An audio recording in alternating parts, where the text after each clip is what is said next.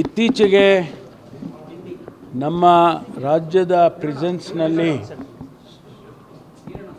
ಅನೇಕ ಕಾನೂನು ಬಾಹಿರದ ಚಟುವಟಿಕೆಗಳಾಗ್ತಾ ಇದೆ ಅಂತೇಳಿ ರಿಪೋರ್ಟ್ ಆಗ್ತಾಯಿತ್ತು. ವಿಶೇಷವಾಗಿ ಬೆಂಗಳೂರಿನ ಪರಪ್ಪನ ಅಗ್ರಹಾರದಲ್ಲಿ ಅನೇಕ ಘಟನೆಗಳು ನಡೆದಿದೆ ಅಂಥೇಳಿ ವಿಡಿಯೋಗಳು ಕೂಡ ಬಂದಿತ್ತು. ಅಲ್ಲಿ ಡ್ರಗ್ಸ್ ಸಪ್ಲೈ ಮಾಡ್ತಾರೆ, ಅಲ್ಲಿ ಲಿಕ್ಕರ್ ಅವರೇ ಪ್ರೊಡ್ಯೂಸ್ ಮಾಡ್ತಾರೆ, ಮತ್ತು ಅಲ್ಲಿ ಬರ್ತ್ಡೇ ಮಾಡ್ತಾರೆ, ಡ್ಯಾನ್ಸ್ ಮಾಡ್ತಾರೆ, ಈ ಥರ ಎಲ್ಲ ವಿಡಿಯೋಗಳು ಹರಿದಾಡ್ತಾಯಿತ್ತು. ದಿನನಿತ್ಯ ಇದು ಒಂದು ರೀತಿಯಲ್ಲಿ ನಮ್ಮ ಇಲಾಖೆಗೆ, ಪ್ರಿಸನ್ ಇಲಾಖೆಗೆ ಸವಾಲಾಗಿತ್ತು. ನಾವು ಈ ಸಂದರ್ಭದಲ್ಲಿ ಒಂದು ಸಮಿತಿಯನ್ನು ಮಾಡಿ ನಮ್ಮ ADGP ಲಾ ಆ್ಯಂಡ್ ಆರ್ಡರ್ ಮಾನ್ಯ ಹಿತೇಂದ್ರ ಅವರ ನೇತೃತ್ವದಲ್ಲಿ ಒಂದು ಸಮಿತಿಯನ್ನು ಮಾಡಿ ಇದು ಯಾವ ರೀತಿ ಇದನ್ನು ತಡೆಗಟ್ಟಬಹುದು ಮತ್ತು ಏನು ಕ್ರಮ ತಗೊಂಡ್ರೆ ಇದನ್ನೆಲ್ಲ ನಿಲ್ಲಿಸೋದಕ್ಕೆ ಸಾಧ್ಯ ಆಗ್ತದೆ ಮತ್ತು ಸಮಸ್ಯೆಗಳೇನಿದ್ದಾವೆ ಇದನ್ನು ನೋಡಬೇಕು ಅಂತೇಳಿ ಅವರಿಗೆ ಟರ್ಮ್ಸ್ ಆಫ್ ರೆಫರೆನ್ಸನ್ನು ಕೊಟ್ಟು ನಾವು ಸಮಿತಿ ಮಾಡಿದ್ದು. ಆ ಸಮಿತಿಯವರು ಕೂಡ ಒಂದು ವರದಿಯನ್ನು ಕೊಟ್ಟಿದ್ದರು. ಇದರ ಹಿಂದೆ ನಾನು ಇಲ್ಲಿ ಒಂದು ಸಭೆಯನ್ನು ತೆಗೆದುಕೊಂಡಿದ್ದೆ. ನಮ್ಮ ಹಿರಿಯ ಅಧಿಕಾರಿಗಳು ಇದೆಲ್ಲ ಈ ರೀತಿ ಆಗ್ತಾಯಿದೆ ಅನ್ನುವಾಗ ಒಂದು ಸಲಹೆ, ನಾವು ಒಂದು ಕಮಾಂಡ್ ಸೆಂಟರನ್ನು ಎಸ್ಟಾಬ್ಲಿಷ್ ಮಾಡಿ ಇಲ್ಲಿಂದನೇ ಕೂತ್ಕೊಂಡು ಪ್ರತಿಯೊಂದು ರಾಜ್ಯದ ಪ್ರಿಸನ್ಸನ್ನು ನೋಡೋದಕ್ಕೆ ಸಾಧ್ಯ ಆಗ್ತದೆ, ಟೆಕ್ನಾಲಜಿ ಉಪಯೋಗ ಮಾಡಿಕೊಂಡು ನಾವು ಮಾನಿಟ್ರ್ ಮಾಡ್ಬೋದು ಅಂಥೇಳಿ ಆವಾಗಲೂ ಕೂಡ ನಾವು ಚರ್ಚೆ ಮಾಡಿದ್ದೆವು. ಯಾವಾಗ ನಮಗೆ ಈ ಸಮಿತಿ ವರದಿ ಬಂತು, ಅದರಲ್ಲಿ ಕೂಡ ಎಲ್ಲ ಪ್ರಿಸನ್ಸನ್ನು ಮಾನಿಟ್ರ್ ಮಾಡೋದಕ್ಕೆ ಒಂದು ಫೆಸಿಲಿಟಿ ಕ್ರಿಯೇಟ್ ಮಾಡಬೇಕು ಅಂತೇಳಿ ಬಂದಿದ್ದು. ಆ ಆಧಾರದ ಮೇಲೆ ಇವತ್ತು ಒಂದು ಸೆಂಟ್ರಲೈಸ್ಡ್ ಕಮಾಂಡ್ ಸೆಂಟರನ್ನು ಮಾಡಿದ್ದಾರೆ. ಈಗ ತಾವೇ ನೋಡಿದಾಗೆ ಎಲ್ಲ ಜಿಲ್ಲಾ ಹೆಡ್ ಕ್ವಾರ್ಟರ್ಸನ್ನು ಪ್ರಿಸನ್ಸನ್ನು ಈಗ ಕನೆಕ್ಟ್ ಮಾಡಿದ್ದಾರೆ. 8 ಜಿಲ್ಲೆಗಳಲ್ಲಿ ಮತ್ತು 4 ಚಿಕ್ಕ ಪ್ರಿಸನ್ಸಲ್ಲಿ ಕೂಡ 8 ಪ್ರಿಸನ್ನು ಮತ್ತು ಸೆಂಟ್ರಲ್ ಪ್ರಿಸನ್ನು ಇದನ್ನೆಲ್ಲ ಕನೆಕ್ಟ್ ಮಾಡ್ಕೊಂಡಿದ್ದಾರೆ. ಮುಂದಿನ ದಿನಗಳಲ್ಲಿ ಎಲ್ಲ ತಾಲೂಕಾ ಹೆಡ್ ಕ್ವಾರ್ಟರ್ಸ್ನಲ್ಲಿರ್ತಕ್ಕಂಥ ಪ್ರಿಸನ್ಸ್ಗಳನ್ನು ಕೂಡ ಕನೆಕ್ಟ್ ಮಾಡ್ತಾರೆ. ಇದರಲ್ಲಿ ಪ್ರತಿಯೊಂದು ಸಂದರ್ಭದಲ್ಲಿ ಕೂಡ 24/7 ಇದರಲ್ಲಿ ಮಾನಿಟ್ರ್ ಮಾಡ್ತಕ್ಕಂಥದ್ದನ್ನು ನಾವು ನೋಡ್ಬೋದು. ಅಲ್ಲಿ ಏನಾದರೂ ಕೂಡ ಅಹಿತಕರವಾದ ಘಟನೆಗಳು ನಡೆದರೆ ಮತ್ತು ವಿಸಿಟರ್ಸ್ ಬರುವಾಗ ಏನೋ ವಸ್ತುಗಳನ್ನ ತೊಗೊಂಬರ್ತಾರೆ, ಆಮೇಲೆ ಈಗ ಬೇರೆ ಊಟ ಸಪ್ಲೈ ಮಾಡುವಾಗ ತರಕಾರಿಗೂ ತರುತ್ತೆ, ಬೇರೆ ಬೇರೆ ವಸ್ತುಗಳನ್ನು ಪ್ರಿಸನ್ಸಿಗೆ ತೊಗೊಂಡೋಗುವಾಗ ಅದನ್ನು ಚೆಕ್ ಮಾಡ್ತಾರೆ. ಆ ಚೆಕ್ ಮಾಡೋದು ಕೂಡ ನಮ್ಮ ಕ್ಯಾಮರಾದಲ್ಲಿ ಕಾಣಿಸುತ್ತೆ. ಹಾಗಾಗಿ 1076 ಕ್ಯಾಮರಾಗಳನ್ನು ಇವತ್ತು ಈ ಫೀಡ್ನಲ್ಲಿ ಮಾಡಿದ್ದಾರೆ, ಕಮಾಂಡ್ ಸೆಂಟರ್ಗೆ ಕನೆಕ್ಟ್ ಮಾಡ್ಕೊಂಡಿದ್ದಾರೆ. ಮುಂದಿನ ದಿನದಲ್ಲಿ ಇನ್ನೂ ಹೆಚ್ಚಿನ ಕ್ಯಾಮ್ರಾಗಳನ್ನ ಹಾಕಿ ಅದನ್ನು ಕನೆಕ್ಟ್ ಮಾಡ್ಕೊಳ್ತಾರೆ. ಇವೆಲ್ಲ ಆರ್ಟಿಫಿಷಿಯಲ್ ಇಂಟೆಲಿಜೆನ್ಸ್ ಯೂಸ್ ಮಾಡಿ ತುಂಬ ಮೈನ್ಯೂಟ್ ಇದನ್ನು ಕೂಡ ನೋಡ್ತಕ್ಕಂಥ ರೀತಿಯಲ್ಲಿ ಮಾಡಿದ್ದಾರೆ. ನನಗನ್ಸುತ್ತೆ ಇದು ಒಂದು ರೀತಿಯಲ್ಲಿ ಈ ಕಾನೂನು ಬಾಹಿರವಾದ ಚಟುವಟಿಕೆಗಳು ನಡೆಯುತ್ತೆ ಪ್ರಿಸನ್ಸಲ್ಲಿ ಅನ್ನೋದು ಇದೆಯಲ್ಲ, ಅದನ್ನು ತಡೆಗಟ್ಟೋದ್ರಲ್ಲಿ ಸಹಾಯ ಆಗುತ್ತೆ ಅಂತೇಳಿ ನಾನು ಭಾವಿಸ್ಕೊಳ್ತೇನೆ. ಮತ್ತು ನಮ್ಮ ಸಿಬ್ಬಂದಿಯವರು ಕೂಡ ಎಚ್ಚರಿಕೆಯಿಂದ ಇರ್ತಾರೆ. ಯಾವಾಗ ಕ್ಯಾಮ್ರಾದಲ್ಲಿ ನಮ್ಮನ್ನೆಲ್ಲ ನೋಡ್ತಾರೆ ಅಂತೇಳಿದರೆ ಅದು ಅವರು ಕೂಡ ಕೆಲಸ ಮಾಡುವಾಗ ಸ್ವಲ್ಪ ಅವರು ಎಚ್ಚರಿಕೆಯಿಂದ ಕೆಲಸ ಮಾಡ್ತಾರೆ ಅಂಥೇಳಿ ಅನಿಸುತ್ತೆ.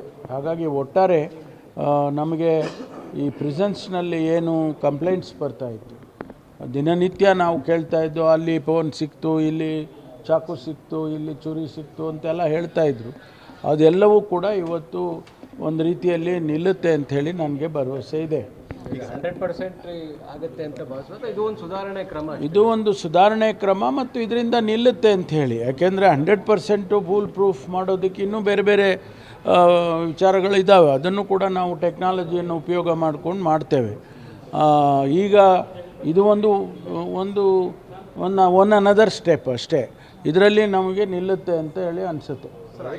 ಇದಕ್ಕಂದರೆ ಈ ಪೊಲೀಸರು ಏನು ಚಾಪೆ ಕೆಳಗಡೆ ನುಗ್ಗಿದ್ರೆ ಕಾರಾಗೃಹದ ಏನು ಕೈದಿಗಳು ರಂಗೋಲಿ ಕೆಳಗಡೆ ನುಗ್ತಾರೆ ಅನ್ನೋ ಮಾತಿದೆ.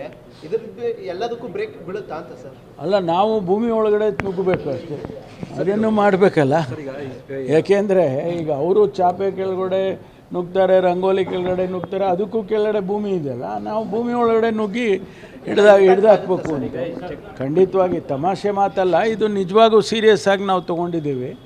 ಇದನ್ನು ಇಲಾಖೆ ಇದನ್ನು ಸದುಪಯೋಗಪಡಿಸ್ಕೊಂಡು ಈ ಒಂದು ಘಟನೆಗಳನ್ನೆಲ್ಲ ನಿಲ್ಲಿಸೋದಕ್ಕೆ ಸಾಧ್ಯ ಆಗುತ್ತೆ ಅಂತೇಳಿ. ಏನೂ ಮಾಡದೆ ಹೋದರೆ ಅದಕ್ಕೂ ಕೂಡ ನಮ್ಮ ಮೇಲೆ ಆಪಾದನೆಗಳು ಬರುತ್ತೆ. ಏನೂ ಮಾಡ್ತಾಯಿಲ್ಲ ಇವರು ಅನ್ನೋ ಆಪಾದನೆ ಬರುತ್ತೆ. ಅದಕ್ಕಾಗಿ ಇವತ್ತು ನಮಗೆ ಟೆಕ್ನಾಲಜಿ ಉಪಯೋಗ ಮಾಡಿಕೊಂಡು ಎಷ್ಟು ಸಾಧ್ಯ ಆಗುತ್ತೋ ಅಷ್ಟು ಮ್ಯಾನ್ಯುಯಲ್ ಇನ್ವಾಲ್ವ್ಮೆಂಟನ್ನು ಕಮ್ಮಿ ಮಾಡೋದಕ್ಕೆ ಆದರೆ ಒಳ್ಳೆಯದು ಅಂತೇಳಿ. ಚೆಕಿಂಗ್ ಟೈಮಲ್ಲೆಲ್ಲ ಆಫೀಸರ್ಗಳು ಸರಿಯಾಗಿ ಮಾಡಲಿಲ್ಲ ಅನ್ನೋದು ಕೂಡ ಗೊತ್ತಾಗುತ್ತಿಲ್ಲ ನಿಮ್ಮ ಕ್ಯಾಮ್ರಾ. ಇಲ್ಲಿ ನಮ್ಮಲ್ಲಿ ಈಗ ಅವರು ಚೆಕ್ ಮಾಡಲಿಲ್ಲ ಅಂದ್ಕೊಂಡು ಅಧಿಕಾರಿ ಅಂತ ಆಫೀಸರ್ಸ್ಗಳ ಮೇಲೆ ಏನು ಕ್ರಮ ಆಗುತ್ತೆ? ಅವಾಗ ಅಲ್ಲ ಅಂತ ಆದಾಗ ನಾವು ಕ್ರಮ ತಗೊಳ್ತೀವಿ.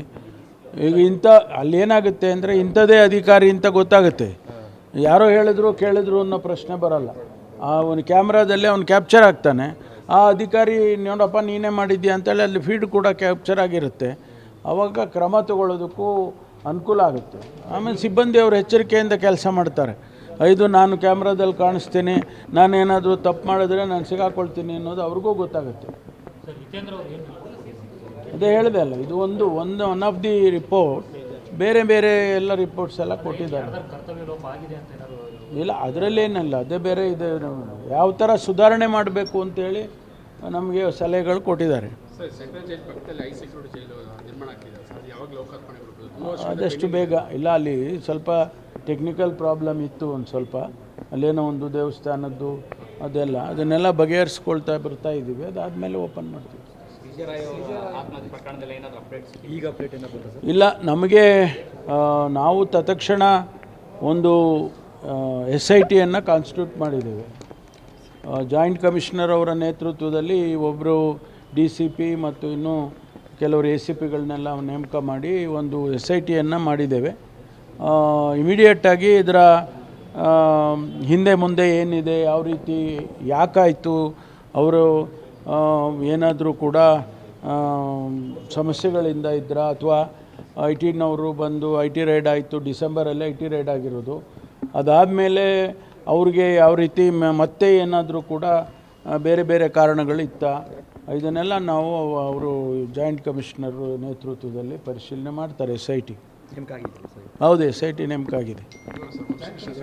ವಂಶೀಕೃಷ್ಣ ಅವರು, ವಂಶೀಕೃಷ್ಣ ಅಂತೇಳಿ ಜಾಯಿಂಟ್ ಕಮಿಷನರು, ಲೋಕೇಶ್ ಅಂತೇಳಿ ಬ್ಯಾಂಗ್ಳೂರು ಸೌತ್ DCP ಮತ್ತು ಅವರ ಸಿಬ್ಬಂದಿ ACP ಅವಳು ಅವ್ರನ್ನೆಲ್ಲ ಮಾಡೋದು. IT ಆಫೀಸರ್ಸ್ಗಳನ್ನು ಕೂಡ ಇದರಲ್ಲಿ ಇನ್ಕ್ಲೂಡ್ ಮಾಡಬೇಕಲ್ಲ ಸರ್, ತನಿಖೆ ದೃಷ್ಟಿಯಿಂದ? ನೋಡೋಣ ಅದು ಯಾವ ಥರ ಯಾವುದು ನಾವೇನು ಹೇಳಲಿಕ್ಕೆ ಹೋಗೋದಿಲ್ಲ. ಈಗ ಅಗತ್ಯ ಬಿದ್ದರೆ ಯಾವ ಥರ ಬಿದ್ದಿದೆ, ಅಲ್ಲೇನು ಫ್ಯಾಕ್ಟ್ಸು ಗೊತ್ತಾಗುತ್ತೆ, ಆ ಫ್ಯಾಕ್ಟ್ಸ್ ಮೇಲೆ ಅವರು ತೀರ್ಮಾನ ಮಾಡ್ಕೊಳ್ತಾರೆ. ಯಾರನ್ನು ಕರಿಬೇಕು, ಯಾರನ್ನು ಬಿಡಬೇಕು, ಯಾರನ್ನು ತನಿಖೆ ಮಾಡಬೇಕು, ಅದೆಲ್ಲ ಅವರ ಇದಕ್ಕೆ ವಿವೇಚನೆಗೆ ಬಿಟ್ಟಿರುವಂಥದ್ದು. ಗ್ಯಾರಂಟಿ ನ್ಯೂಸ್, ಸುದ್ದಿ ಖಚಿತ, ನ್ಯಾಯ ನಿಶ್ಚಿತ.